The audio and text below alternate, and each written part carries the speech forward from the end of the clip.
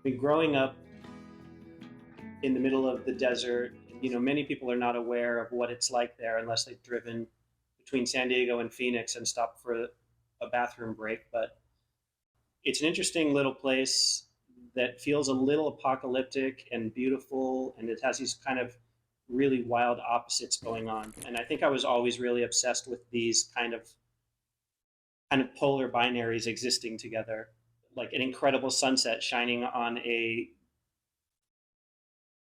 barbed wire fence with trash stuck in it.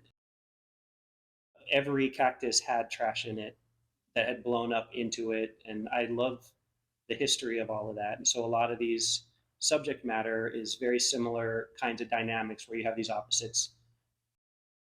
Modest things like trash that people normally think of as not being beautiful.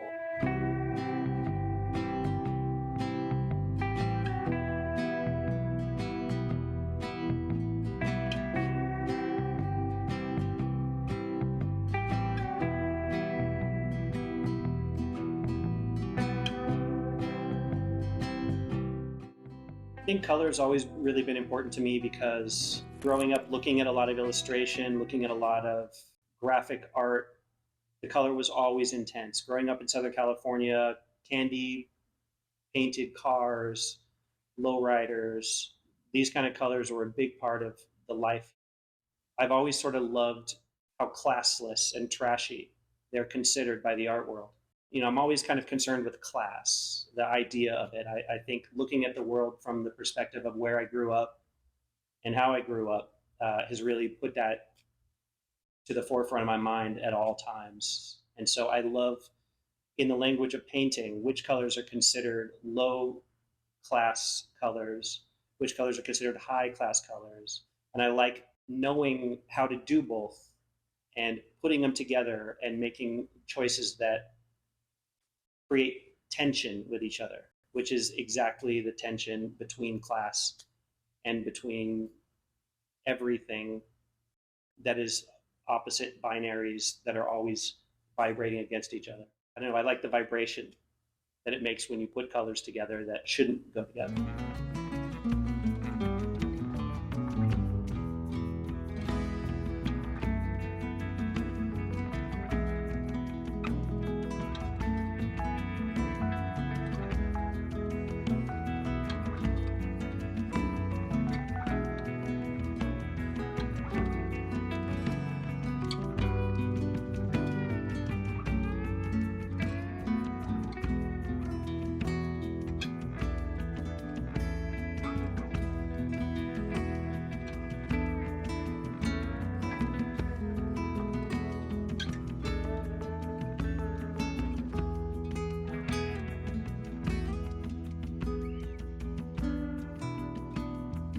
I think the biggest event in art history that was an influence on me was, I'd have to say, pop art.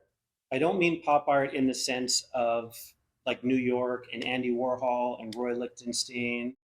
I would mean more as it relates to Philip Guston, but more specifically, a lot of the blue collar artists, Von Dutch and Ed Roth. The most inspiring artists to me have been the ones who have stuck to their blue collar visual accents while working their way through the art world. But I think the artists that have been most inspiring to me have been people who have made work that was just about life, about their nature, about the things they were interested in, but kept true to their accent. People like Gary Panter is a great example of an artist who's done that exceptionally.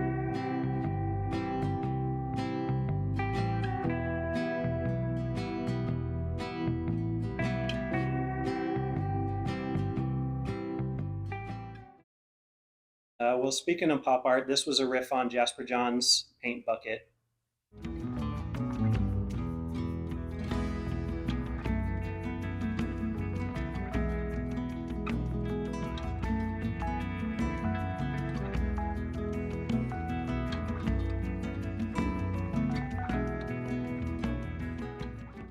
A lot of the work that I've made that is figurative has come from a long process of me as a young kid learning to draw realistically, having learned to draw from Garbage Pail Kids and Garfield.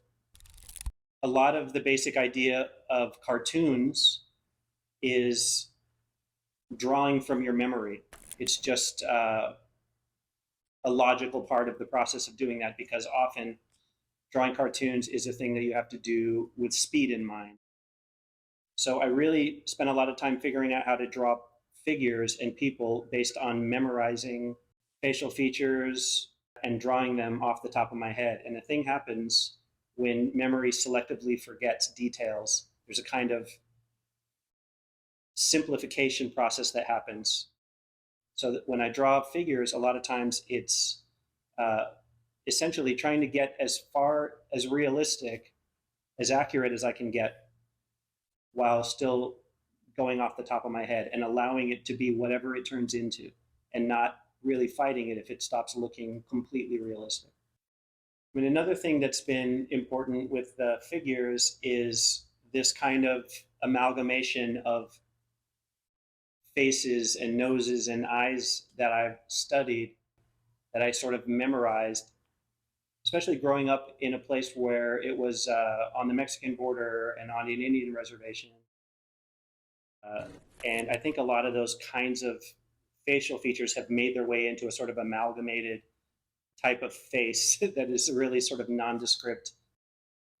You know, I think a lot about gender and the sort of like blurring of the binaries, and the idea of a lot of these figures in my work is hard to distinguish sometimes whether they're male or female, and I've always been drawn towards that.